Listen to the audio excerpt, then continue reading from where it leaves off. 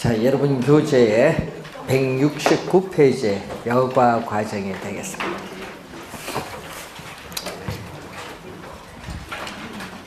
자, 여과 과정은 우리 선진국에서 처음에 나타난 용어예요.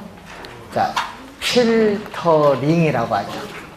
가끔 우리가 문제를 풀다 보면요, 또 우리 필터링이라고도 또 자주 또 출제를 해요. 여과 과정 또는 필터링 과정. 자, 이것을 우리는 주택의 순환 형상을 얘기하죠. 자, 주택이 순환된다. 자, 토지 위에 있는 주택은 고정되어 이동할 수 없는데, 주택이 순환된다는 것은 우리가 주택에 살고 있는 사람들이 이사를 왔다 갔다 하는 겁니다. 이사를 왔다 갔다 하기 위해서는 뭐가 있어야 되죠? 빈집. 공가가 빈집인데, 이 공가가 연쇄적으로 나타난다는 것을 전제로 해서 나타나는 형상이 여과 과정입니다. 자, 그러면 여과 과정은 주택이 순환되는 형상인데, 시간이 경과함에 따라 주택의 질적인 변화와 그리고 가구, 고소득층 가구, 저소득층 가구의 이동관계를 설명하는 이론인데, 주의해야 될 것은 우리가 여과 과정을 설명할 때 소득계층을 크게 둘로 봅니다. 일정 수준 이하의 저소득층, 일정 수준 이상의 고소득층. 그래서 소득계층별로 분화되는 그러한 과정을 얘기합니다. 자, 이때 여가 과정은 크게 우리가 둘로 나눠 볼 수 있는데, 이 상향 여과의 개념이 하나 있어요. 상향 여과의 개념이 있고, 또 하나는 하향 여과의 개념이 있습니다. 자, 상향 여과라는 것은, 상향 여과는 이 저소득층이 거주하는 일정 수준 이하의 주택인 저급 저가주택이 우리는 비용을 투입을 해서 수선을 한다든지 또는 재개발을 통해서 고소득층, 상위소득 계층의 사용으로 바뀌는 형상을 상향여과라고 해요. 그래서 주택의 상향여과의 형상은 소득이 증가됨으로 인해서 이 저가주택에 대한 수요가 감소되었을 때 나타난다. 감소가 포인트인데, 이걸 한 3번 출제된 지문이에요. 감소, 증가로 많이 내죠. 자, 그리고 하향 여과는 우리 여과 과정이라고 하면 하향 여과 형상이 일반적으로 나타나는 형상으로서 우리는 고소득층이 사용하는 일정 수준 이상의 고급 고가주택이 물리적, 기능적으로 쇠락해서 더 이상 고급 주택으로서의 기능을 제공하지 못하면은 저소득층의 사용으로 넘어오는 형상을 하향 여과고, 그래서 하향 여과를 우리는 일반적인 형상으로서 나타나는 형상으로서 능동적인 순환이라고 돼요. 순환, 이 순환에서 능동적 순환이라고 합니다. 자, 우선 개념을 받고, 이 도시 내에서 저소득층 주거지역과 고소득층 주거지역이 서로 분리되는 형상을 주거분리라고 합니다. 그래서 도시 전체적인 측면에서뿐만 아니라 지리적으로 가까운 근린지역에서도 발생하는 현상인데, 그 말은 주거분리 형상은 우리 도시 내 어느 지역에서든지 우리 흔히 발견할 수 있다는 겁니다. 자, 그래서 정의 외부 효과로 인한 편익은 추구를 하려고 하고, 또 마이너스 외부 효과로 인해서 주택 가격이 하락을 하는 이 피해는 피하려는 동기에서 나타나는 형상이 바로 주거분리 형상이라고 해요. 그래서 우선 저소득층이 거주하는 이 지역, 이 저급주택 지역은 주거 환경이 양호하지 못하죠. 양호하지 못하니까 뭐가 발생하죠? 마이너스의 외부 효과. 그래서 외부 효과는 부동산 가치에 영향을 미치는데, 부외부 효과는 부동산 가치를 하락시키죠. 부외부 효과가 발생해요. 자, 그래서 이 저급 주택에 있어서 수선하는 비용과 수선 후에 주택 가치 상승분을 비교를 했더니 어디가 클까요? 일반적으로 요게 크겠죠. 왜? 양호하지 못한 주거 환경으로 인해서 수선 후의 가치 상승분 거의 없죠. 수선 비용이 많이 들지. 그래서 우리 우선은 이런 형상으로 인해서 저급 주택은 뭐 한다? 비용을 투입을 해서 수선을 하지 않겠죠. 수선을 하지 않으니까 저급 주택 지역은 계속 저급 주택 지역으로 남는 경향이 나타난다. 자, 그리고 반대로 우리가 고급 주택 지역은 어떻게 돼요? 우리는 고소득층이 거주하는 고급 주택 지역은 주거 환경이 상당히 뭐하다? 양호하니까 어떻게 돼요? 주거 환경이 양호하니까 정에 또 외부 효과가 있죠. 주택 가격을 상승시키는 정의 외부 효과가 발생합니다. 그래서 저소득층 가구는 주거 환경이 양호한 고소득층 주거지역 가까이 위치하여 입지하기를 선호하죠. 27회 10에 그 질문도 한번 출제를 했고요. 자, 그래서 고급 주택 지역에서는 주거 환경이 양호하기 때문에 수선비와 수선 후에 가치 상승분을 비교했더니 어디가 수선 비용보다 양호한 주거 환경으로 인해서 수선 후에 가치 상승분이 크죠. 따라서 비용을 투입해서 계속 뭐하죠? 수선을 하기 때문에 고소득층 주거지역은 계속 뭘로 남죠? 고소득층 주거지역으로 남는 경향이 있어요.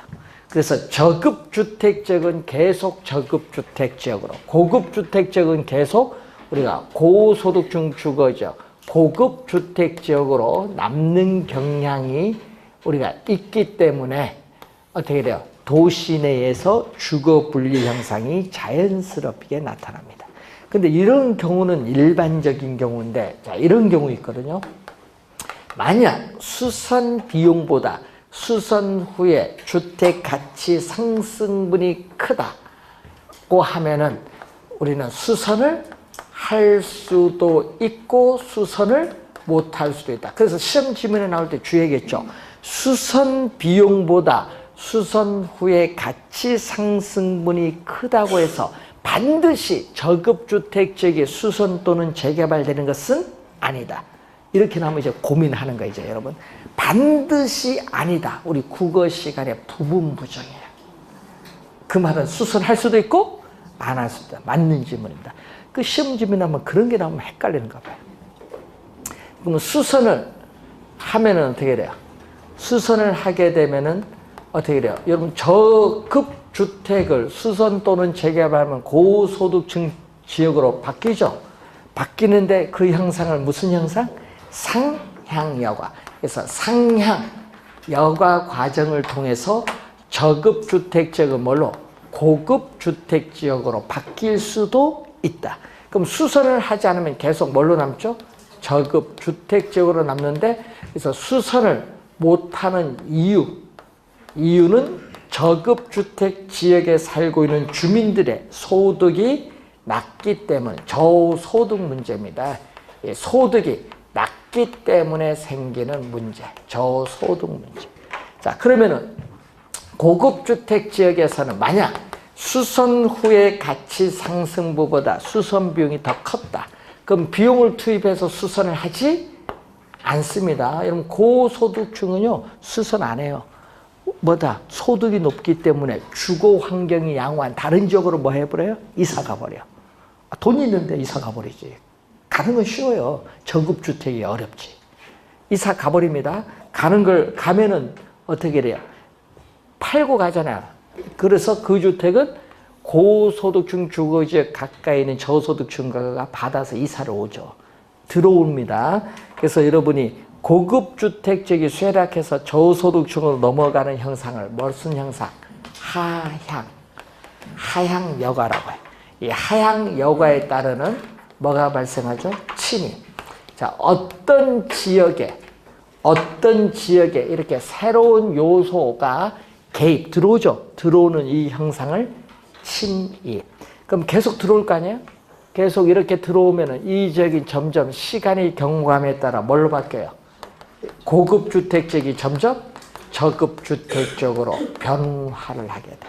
이 형상, 이 침입으로 인해서 저급 주택 지역으로 바뀌는 이 형상을 우리는 천이 또는 계승이라고 합니다.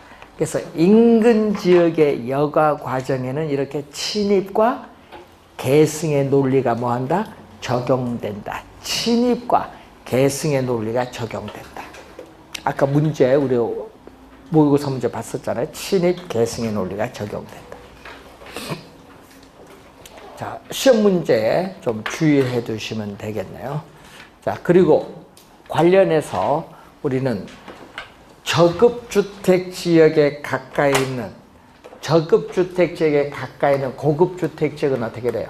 그럼 저급주택 지역 인근의 고급주택은요, 부의 외부 효과론에서 건축비도 못 건져요.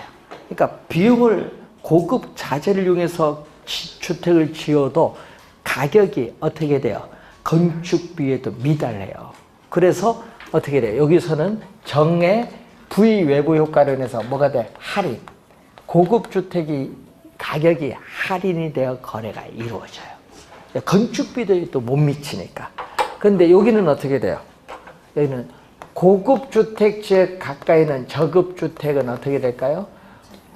양호한 주거 환경을 누리는 정의 외부 효과로 인해서 이 저급 주택 지역은 어떻게 돼? 자기 그 가격보다 더 프리미엄 붙어서 더 비싸게 거래가 이루어져. 프리미엄 붙는 건 뭐죠? 할증료, 프리미엄이 붙어서 거래가 이루어집니다. 자, 이 내용을 우선 확인을 해보시면 되겠죠. 자, 그리고 170페이지에 보시면은 밑에 불량주택의 문제가 나오고 있습니다. 자, 불량주택은 저소득층이 거주하는 주택인데, 불량주택의 문제는 물리적으로 주택 그 자체가 문제가 아니라 그 주택에 살고 있는 주민들의 소득이 낮기 때문에 생기는 소득의 문제. 그래서 불량주택이 공급되는 것은 시장에서 자원이 비효율적으로 배분이 이루어지는 시장의 실패의 형상이 아니라 소득에 따라 주택 자원이 효율적으로 배분이 이루어지고 있기 때문에 할당 효율적이기 때문이다. 자, 고소득층은 자신의 소득에 맞는 고급 주택을 소비하고 저소득층은 자신의 소득이 낮기 때문에 불량주택을 소비하기 때문에 불량주택이 공급되는 그러한 문제다. 이렇게 보시면 되겠죠. 자, 171페이지에 분양가 규제. 가격 통제 또는 가격 규제죠. 자, 가격 통제 중에 최고 가격제가 있어요. 자, 정부가 부동산 시장에 개입을 하는데 뭐죠? 특수한 목적. 그래서 가격 통제는 정부가 특수한 목적을 달성을 하기 위해서 직접 개입을 합니다. 특수한 목적을 달성하기 위해서 정부가 부동산 시장에 간접 개입을 하는 것이 아니라 직접 개입을 하는데 대표적인 최고 가격제가 우리가 있어요. 자, 최고 가격제 중에 우리 저번 주에 배우셨던 용어 중에 뭐가 있죠? 임대료 규제, 임대료 상한제는 배우셨고, 자, 오늘 배우는 내용이 바로 분양가 규제, 분양가 규제, 분양가 상한제를 배우죠. 자, 목적이 시험 문제 3번 출제했어요. 목적이 3번 출제하는데 분양가 규제, 상한제의 목적이 뭐냐? 우선은 주택 가격이 급등하고 있어요. 주택 가격이 급등하고 있을 때 정부는 주택 가격을 뭐 하기 위해서? 안정. 주택 가격을 안정시킬 목적으로 또 뭐 한다? 분양가 상한제를 실시합니다. 그리고 또 신규 주택을 구입을 하는 사람들에게 신규 주택 구입 가격 부담을 낮춰줄 목적으로 또 분양가 상한제를 실시합니다. 두 가지 목적 하에 분양가 상한제를 실시를 하는데, 문제는 자, 수요와 공급이 만나는 점. 자, 수요와 공급이 만나는 점이 뭐죠? 균형이죠. 자, 이때 이 가격을 우리는 균형 가격 또는 시장 가격인데, 이 가격이 너무 높기 때문에 어떻게 돼요? 정부는 구입 가격 부담을 낮춰주기 위해서 시장의 균형 가격보다 낮게 뭐를 설정한다? 규제 가격을 설정하는데, 이 규제 가격이 분양 가격에 뭐가 되죠? 분양 가격의 상한선이에요. 상한선. 분양 가격의 상한선이 바로 규제 가격이죠. 자, 이 규제 가격보다 낮게 받는 건 관계가 없는데, 이 가격보다 넘게 받는 건 법으로 금지시킵니다. 법으로 금지시킵니다. 그래서 이 규제 가격이 법이 허용하는 범위 내에서 받을 수 있는 뭐다? 법이 허용하는 범위 내에서 받을 수 있는 최고의 가격 또는 분양 가격의 상한선, 분양 가격의 상한선이라고 해서 상한 가격이라고 하죠. 자, 시험 문제에 주의해야 될 것은 균형 가격보다 밑에 있기 때문에 최저 가격 또는 하한 가격으로 출제를 많이 합니다.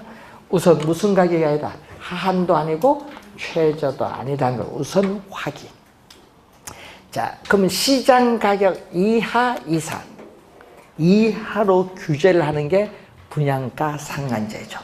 자, 이때 어떻게 돼? 아파트를 분양받는 사람은 이 가격 차이만큼 시세 차이, 전매 차익을 누릴 수 있기 때문에 아파트를 분양받고자 하는 사람들의 수요량은 뭔가 증가를 해요. 증가를 하는데 건설업체는 손해를 보죠. 단기에는 공급은 변화가 없다는 거 항상 염두. 부동산은 단기엔 공급이 없는데 장기로 가야 변하는 거죠.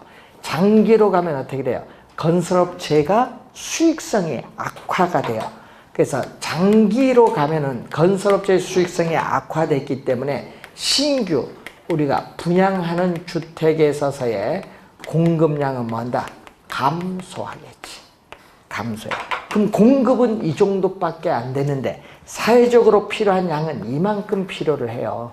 그러다 보니까 어느 만큼의 이 크기만큼이 부족해져, 주택이. 그래서 주택이 부족해지는 뭐가 발생하죠?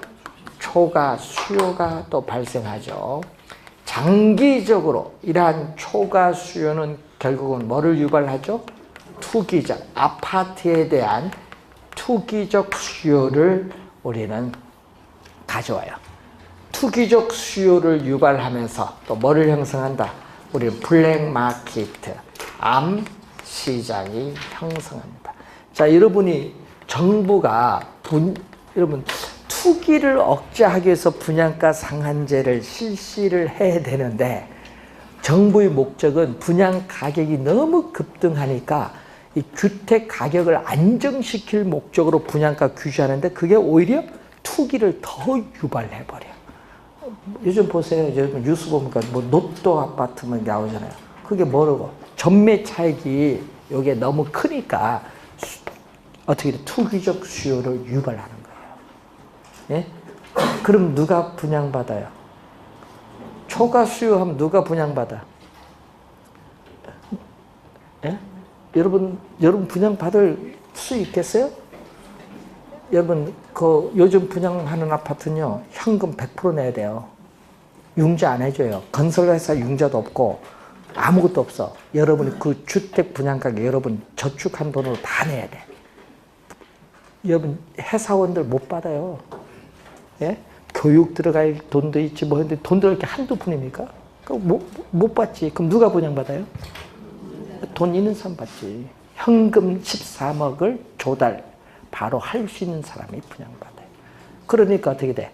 더 아파트 분양이 회사원 받으라고 했는데 못 받고 오히려 고소득층이 더 받아요. 그래서 문제가 있는 것이 이제. 그래서 요즘에는 뭐죠? 아파트 분양받는데 자격이 안 되니까 본인이 못 받으니까 어떻게 돼? 자격 있는 사람 통장 사서 분양받아. 공증을 딱 해버리고. 이번 받은 사람 있죠? 그런 사람 몇 명 있어요. 그러니까 정부가 조사를 하겠다 하는데 웃기는 거지. 특별공급. 안 되니까 특별공급. 특별공급은 어떻게 돼? 분양받는 사람이 있잖아요. 먼저 우선 공급해 주는 거. 뭐 있잖아요. 탈북자. 그리고 장애인. 우선 특별공급. 장애인. 교통사고 한번 나면 여러분 장애인이에요. 수술 한번 하시면 좀 큰 수술 하시면 장애인이죠. 그러면 이제 또 분양 받는 거예요. 그런 게 있잖아요. 그러니까 하여튼 이게 커요. 그러다 보니까 이 초과 수요자들의 경쟁에서 어디서 여기까지 여러분 초과 수요가 많으면 많을수록 암시장에서의 가격은 더 높아가요. 그럼 요 가격이 암시장에서 형성되는 가장 높은 가격인데 그럼 규제 가격과 이 가격 차이만큼 뭐가 더 커요? 프리미엄이 점점 커지죠. 초과 수요가 많으면 많을수록 이 프리미엄도 더 커져요. 커질수록 암시장에서 분양권에 대한 불법적인 전매가 나타날 수도 있고 아까처럼 어떤 특별공부 그런 걸 뭐죠? 법을 불법적으로 또 뭐야?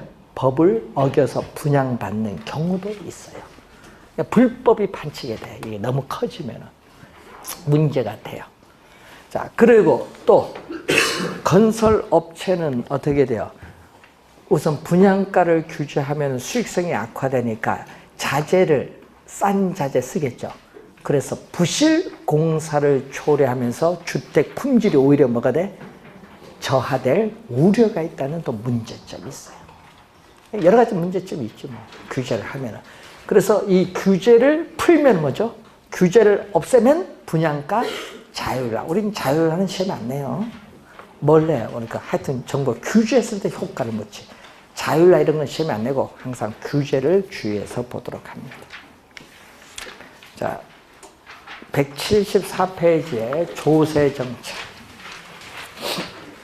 정부가 부동산 조세를 부과하는 목적은 재정 수입 증대를 목적으로 부과를 하는데 이때 부동산 조세의 기능이 있습니다. 자, 여러분 부동산 조세의 기능을 보면은 우선은 민간 건설 회사에 부동산 조세를 부과할 수 있죠. 그러면은 공공부문과 민간 부문 사이의 자원을 배분하는 기능이 있어요. 또 우리는 누진세를 부과함으로써 소득을 재분배하는 기능이 있죠. 특히 우리 종합부동산세는 누진세입니다. 자, 그리고 또 호화주택 건축에 대해서는 중과세를 함으로써 호화주택 건축을 억제를 하고 임대주택 건설에 대해서는 세금을 감면함으로써 임대주택 건설을 촉진함으로써 주택 문제를 해결하는 기능을 가지고 있어요. 또 토지 거래 시에 양도소득세를 중과세함으로써 투기를 억제하고 지가를 안정시키는 기능도 가지고 있죠. 부동산 조세가 가지는 기능이 4가지가 여러분 교재에 나와 있습니다. 자, 재산세를 부과하는데 자, 조세 부담. 자, 조세 부담의 귀착과 조세 부담의 정가가 있어요.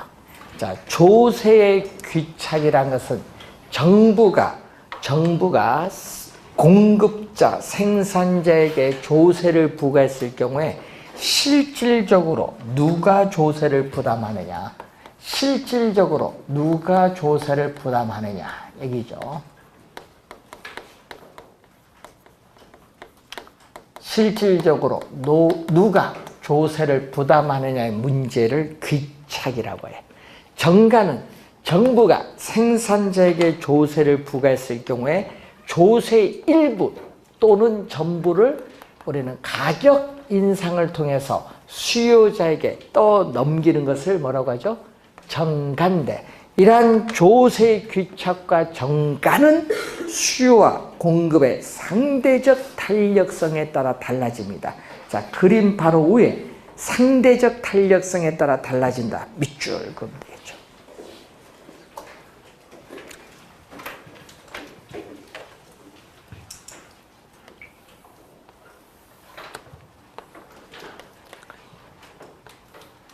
자, 임대주택 시장에서, 자, 여러분, 임대주택 시장에서 수요자는 누구? 자, 임대주택 시장에서 수요자는 임차인. 임대주택 시장에서의 공급은 누구? 임대인. 자, 주택 소유주인 임대인에게 정부가 재산세를 부과를 했다. 30만 원을 부과했다. 그러면은 어떻게 돼요? 수요와 공급이 만나는 점이 바로 뭐가 되죠? 균형. 자, 균형. 지금 균형이죠. 자, 그러면은 이때 재산세 부과 전 임대료가 40만 원이었다. 자, 부과하면 어떻게 돼요? 이만큼 공급을 하면은 어떻게 돼요? 임대인은 나는 어떻게 돼요? 이 가격을 받고자 하는데, 공급 가격. 그런데 세금액만큼 어떻게 돼요? 세금액만큼 뭐가 돼? 이렇게 30만 원만큼 가격이 올라요. 자, 그럼 이만큼 공급을 하고자 하면 나는 이만큼 받고자 하는데 또 세금액만큼 또 가격이 또 올라요. 이런 점들을 연결을 쭉 하면은 이렇게 새로운 공급 곡선이 이렇게 나타나요. 이때 요 수직거리가 텍스 30만 원이에요. 그래서 수직거리는 요거는 다 똑같습니다. 세금은 다 똑같아요. 수직거리입니다. 공급 곡선이 세금액만큼 수직으로 뭐 한다? 상향 이동한다. 상향 이동한다. 그림을 좀 삐뚤하네.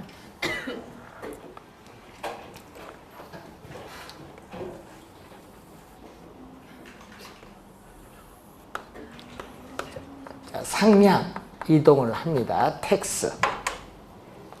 자, 그러면은 수요와 공급이 만나는 점, 이 만나는 점에서 어떻게 돼요?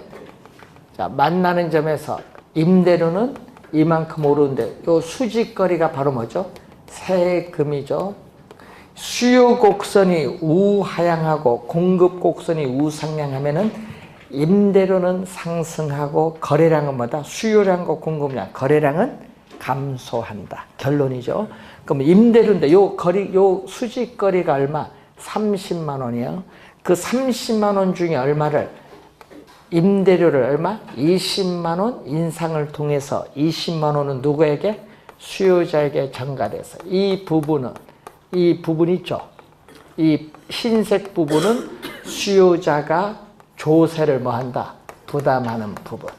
이 흰색 부분은 수요자가 조사를 부담하는 부분인데, 자, 재산세 부과 후 수요자가 지불하는 임대료는 얼마? 60만 원.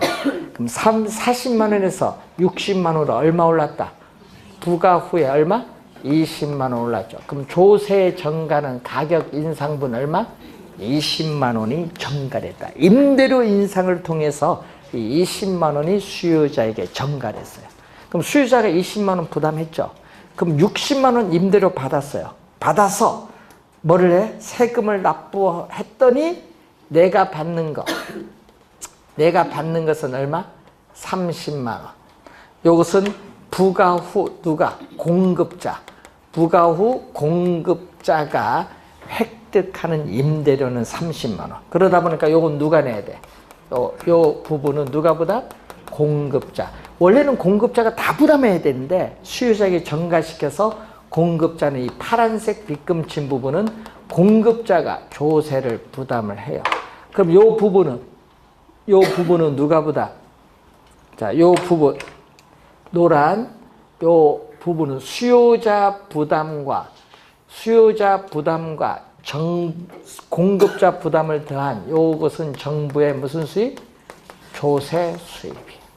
예? 조세 수입은 그죠? 요 거래량과 요 세금을 곱해줘. 요 세금액과 요 거래량을 곱해주면 정부에 뭐가 나온다? 조세 수입이 나와요. 그럼 수요자 부담분과 공급자 부담은 정부가 조세 수입으로 가져가요. 그럼 여러분 뭐 한 거다? 여러분이 소비함으로써는 만족, 이런 걸 뺏기는 거예요. 뺏기는 거. 자, 그것을 염두에 두시면 되고, 이때 세금을 부과하면요, 요 노란 빗금 친 부분이 있죠. 이 부분은 사회에서 세금 부과하면서 없어져. 이게 바로 우리는 경제적 순손실. 작년에도 또 용어가 출제했는데 경제적 순손실이 이렇게 나타나요. 그래서 여러분이 수요 곡선이 우하향하고 공급 곡선이 우상향하면은 이 경제적 순손실이 이렇게 노란색 빗금 부분이 나오는데, 이걸 원어로는요, 요겁니다. 원어. 이걸 번역한 건데, 이것을 경제적 순손실이고, 대도 죽을 사자를 써요. 묵을 중자를 써요. 그래서 사중손실이라고 해요. 가끔 문제를 풀다 보면은 경제적 순손실, 우리 김경환 교수가 출제할 때는 경제적 순손실로 출제하고, 우리가 뭘로? 사중. 우리 손재영 교수와 김경환 교수 교재, 부동산 경제학 교재가 있어요. 거기는 경제적 순손실로 번역하고, 다른 교수 교재는 사중손실로 나와요. 그러니까 어느 출제위원이 누구냐에 따라 용어는 달리 나오는데, 꼭 관란에 그럴 때는 뭐예요? 요 원어를 적어주면 좋지. 최근에 2번 다 뭘로 출제했어요? 경제적 순손실. 26회, 28회는 이걸로 출제했습니다. 누가 많이 부담해요? 이게 수요자가 많이 부담하죠. 20만 원. 누구? 귀착은 누구? 수요자 20만 원. 공급자 얼마? 10만 원 귀착이 됐다. 그 얘기죠. 자, 만약에 공공주택이 공급되면 어떻게 돼요? 자, 여러분, 임대료가 훨씬 싼 공공주택 공급 확대해주면 어떻게 돼요? 정부가 임대료를 훨씬 저렴하게 해서 공공주택 공급을 확대하면은, 어디서? 민간 임대 주택 시장에서 저소득층 가구는 임대료가 훨씬 저렴한 공공주택이 공급되는 쪽으로 이동을 해가. 이사 간다는 얘기죠. 이동을 해갑니다. 그러면 여기 수요는 어떻게 돼? 이쪽으로 이동해가면 수요는 점점 줄어들죠. 그래서 수요 이동을 쉽게 해가면 뭐가 돼? 여기 수요가 줄어서 이쪽으로 가니까 탄력화돼. 그럼 이동이 어려우면 비탄력적, 이동이 쉬우면 탄력적. 이동을 해가니까 뭘로 가? 탄력적. 요게 바뀝니다. 요 수요 곡선이 완만하게 바뀌어요. 어느 쪽으로? 이렇게 탄력화가 돼요. 공급이 되면. 그러면은 빨간 선, 파란 선 만나는 점, 이 점입니다. 이만큼 올라요. 자, 공공주택이 공급되기 전에는 임대료가 얼마? 요거 이만큼 올랐어요. 40만 원에서 60만 원 올랐는데, 공공주택이 공급됐더니 이쪽으로 이동했더니 임대료가 60만 원 오르는 것이 얼마 올랐다? 50만 원이야. 그러니까 임대료 상승폭이 적죠? 그러면은 공공주택이 공급되면은 민간 임대주택 시장에서 임차인의 부담이 낮아진다, 높아진다? 낮아지잖아. 60만 내다가 이제 50밖에 안 내니까 낮아지죠. 그걸 완화시켜주는 거예요. 임차인이 부담을 뭐 한다? 공공주택이 공급되면 뭐다? 완화라는 것은 임대료를 적게 낸다는 얘기예요. 완화시켜준다는 것을 염두에 두시면 되겠습니다. 자, 그리고 175페이지에 표를 보시면 거기에 전액 부담하는 경우 예외가 나오죠.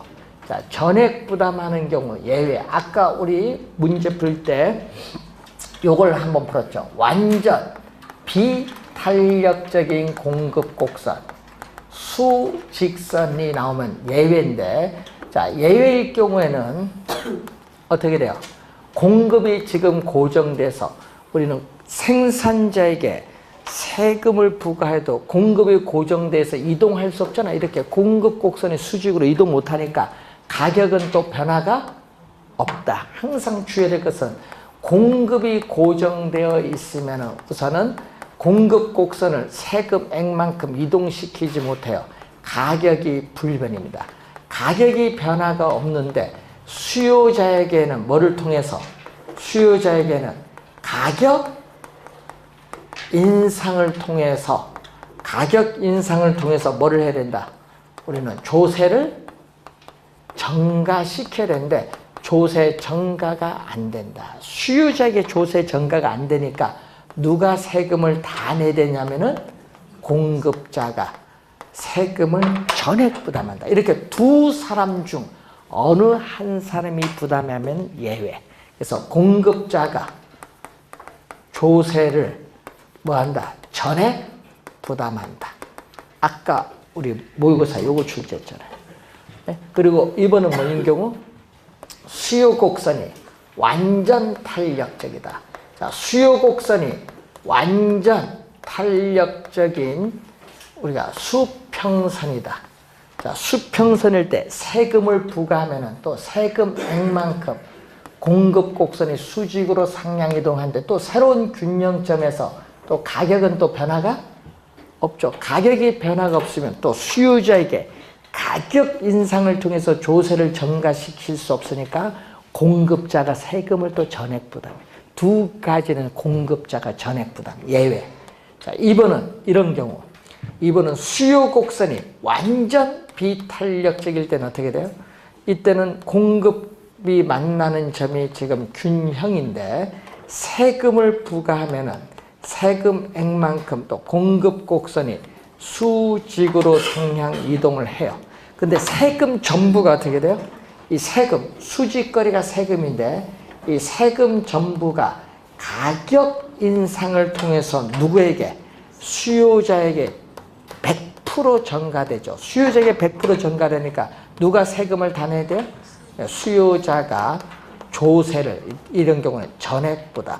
수요자가 조세를 전액 부담하는 경우.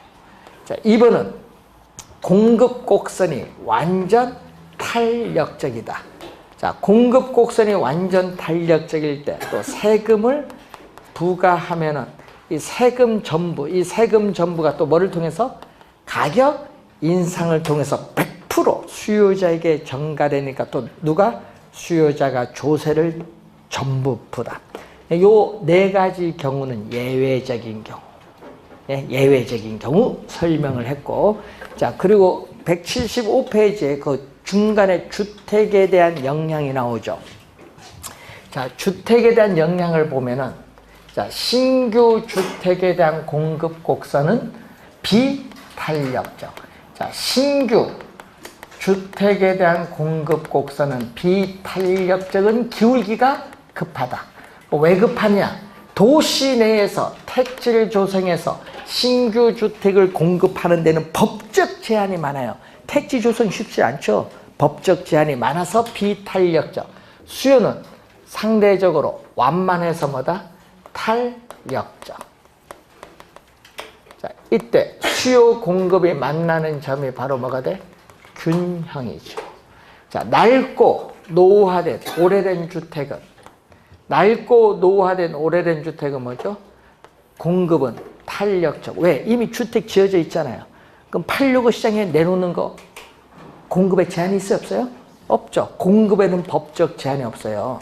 그래서 오래된 우리가 중고 주택인 경우에는 법적 제한이 없으니까 탄력적인데, 자, 오래된 주택은 우리는 저소득층이 소비하는 주택이고, 신규 분양하는 주택은 누가 소비한다?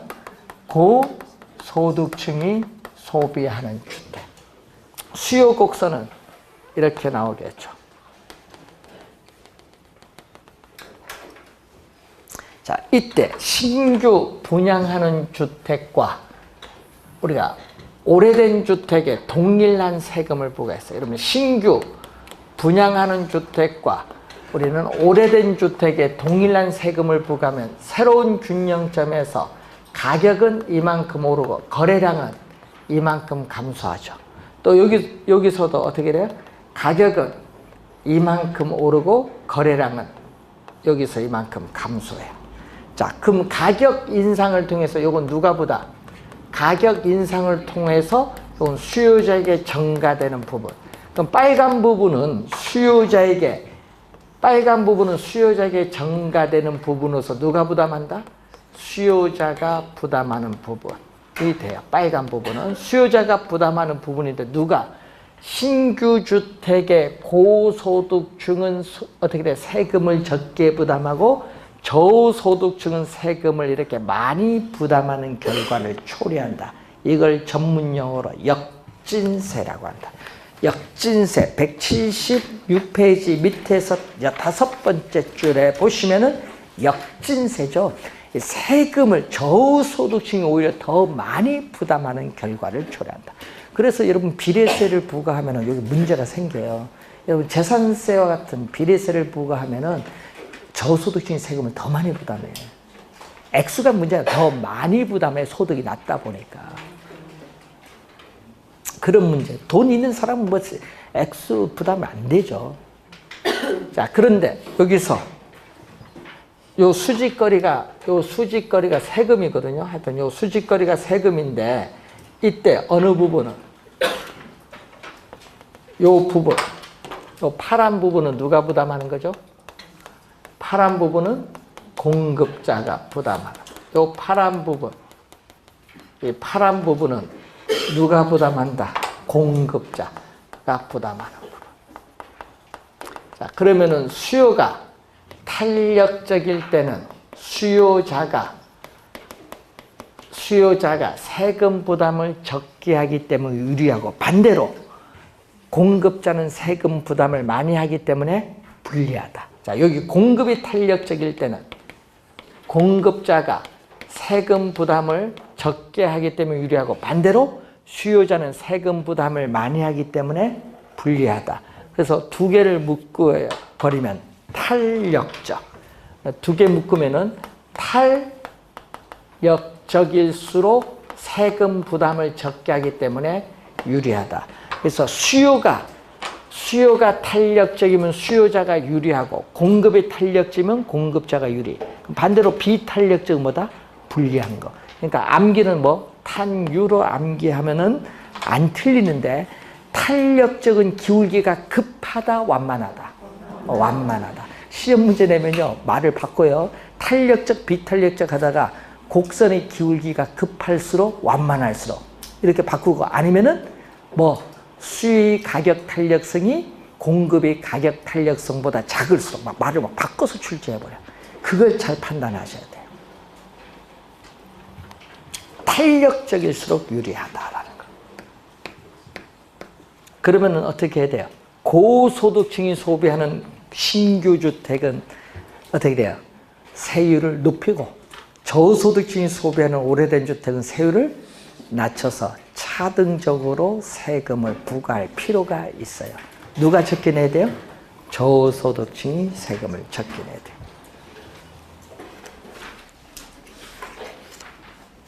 자, 양도소득세가 나옵니다. 자, 그 중에 시험 문제에 우리가 175페이지 밑에서 네 번째, 이게 작년에도 또 출제했죠. 자, 정부가 주택 가격이 급등하고 있어요. 자, 주택 가격이 급등하고 있을 때 뭐를? 자, 지금 주택 가격이 급등을 하고 있는데 정부가 뭐를 위해서? 주택 가격을 뭐 할 목적으로? 안정시킬 목적으로 주택에 대한 양도소득세를 뭐 했다? 중과세를 했어요. 그럼 양도소득세를 중과세하면은 주택을 소유한 사람은 주택을 처분하면은 양도소득세를 많이 내죠. 지금 양도소득세율이 몇 프로예요? 기본세율이 최대 몇 프로? 42%죠. 42%에 2주택 중과세 시키면 52%까지. 3주택 이상 중과세 하면 62%까지 내야 돼요. 네? 중과세를 하면은. 중과세를 한다는 얘기죠. 그러면 2주택 이상 처분하라고 이제 중과세를 했는데 소유자는 뭐 한다? 2주택, 3주택 이상 돈 있는 사람이다. 거의 대부분. 뭐 한 20% 미만이 뭐 갭 투자를 했겠지만 거의 대부분 돈 있는 사람이에요. 돈 있는 사람은요, 5년 동안 보유하자. 그래도 처분 안 해요. 처분 안 합니다. 세금 많이 내는데 왜 처분하냐? 아예 전세 임대 주는 게 더 낫지. 안 해요. 그래서 뭐 한다? 주택 공급이 팔려고 내놓은 주택도 점점 줄어들어요. 그 작년 시험에 주택 공급이 감소하는데 이걸 뭘로 출제한 거예요? 작년에 증가로 출제했어요. 주택 공급이 줄어드는 뭐가 나온다? 주택 공급의 동결 효과가 발생. 여러분 팔려고 내놓은 사람은요, 갭 투자에서 이자 부담이 있는 사람 몇 사람밖에 없어요. 거의 안 되나? 왜? 여러분 뭘로 돌려버려? 월세 보증금 반 월세 반에서 월세 갖고 이자 갚아버리지 뭐. 왜 내냐 이거지. 그래서 주택 공급이 줄어들어요. 지금 우리 항상 거래 뭐 절벽된다 뭐 많이 나오는데 공급이 안 돼요. 그러니까 수요는 많이 있다. 공급은 안 되면은 당연히 가격은 오르지. 수요 공급에 따라서 당연히 주택 가격은 오히려 안정되는 것이 아니라 뭐다? 오히려 이전보다 더 뭐 할 수 있다? 상승할 수도 있다. 시험에는요, 요 두 지문을 많이 출제하는 거죠. 4번 냈어요. 잘 확인. 그리고 또 2번 다 정답 물은 게 있죠. 여러분 교재 위에서 176페이지 위에서 2번째 요거 정답 2번 물었죠. 토지 이용을 특정의 방향으로 유도하기 위해서 정부가 토지 보유세를 부과할 때는 2번 다 이렇게 냈어요. 토지 용도에 관계없이 동일한 세금을 부과. 이걸 2번 냈어요. 뭐에 따라? 특정 방향으로 유도하기 위해서는 토지 용도에 따라 세금을 달리 부과해야 돼요. 출제위원 김지영 교수 교재에 나온 지문이거든요. 토지 용도에 따라 세금을 달리 부과해야 된다.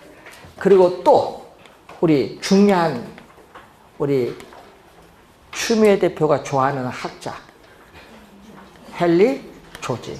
작년에도 출제해서 계속 언급을 하니까 올해도 출제 1순위예요. 헨리 조지. 자, 헨리 조지는 진보와 빈곤이라는 저서를 통해서 뭐를 주장하냐면요. 여러분, 지금 이 사람이 주장한 시기가요. 지금으로부터 150년 전 얘기입니다. 지금 생각하시면 안 돼. 150년 전. 그때 국가의 역할은 국방 치안이에요. 150년 전에. 지금 좀 복잡 안 해요. 그 시기를 생각하면서 그때 토지에서 나오는 지대 수입에 대해서 100% 세금으로 징수를 해 간다면 그 지대 수입 자체만으로 정부의 재정 지출을 충분히 충당할 수 있기 때문에 토지세 이외의 모든 조세, 소득세, 법인세 이런 모든 조세는 다 철폐하자고 주장한 학자가 누구? 헨리 조지. 그걸 우리는 토지에 대한 뭐죠? 단일세라고 해. 토지 이외의 모든 조세는 뭐 하자? 철폐하자. 토지 이외의 모든 조세는 철폐하자고 주장한 학자입니다. 또 하나가 요겁니다. 토지의 공급이 뭐다? 고정되어 있다. 완전 비탄력적인 공급 곡선은 현재 이용하고 있는 용도 외에 다른 용도로 이용하지 못하고 공급이 고정되어 있다. 이때 정부가 토지 보유세를 부과하면은요, 공급량이 고정됐어요. 여러분, 토지 공급량이 고정돼 있어서 변화가 없으면은, 자, 아까 여기 공급이 고정되면 어떻게 돼요? 가격이 변화가 없죠.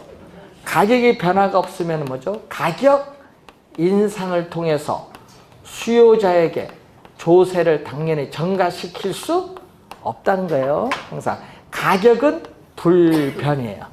가격이 불변이면은 여러분 세금을 부과하면은 공급량이 줄어들어야 되는데 공급의 변화가 없으니까 자원 배분의 왜곡을 초래하지 않는다. 이 자원 배분의 왜곡을 초래하지 않는 이런 세금을 우리는 헨리 조지는 뭐라고 하냐 하면은 효율적인 우리가 세금이라고 해요. 효율적인 세금. 자원 배분의 왜곡을 초래하지 않는 세금을 헨리 조지라는 학자는 효율적 세금이고요.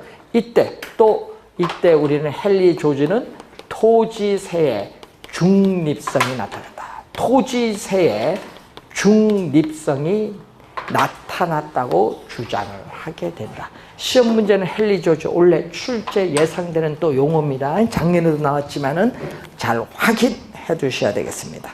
자, 이렇게 해서 여러분이 정책 이론을 마치고 우리가 투자 이론 183페이지 잠시 쉬고 시작하겠습니다.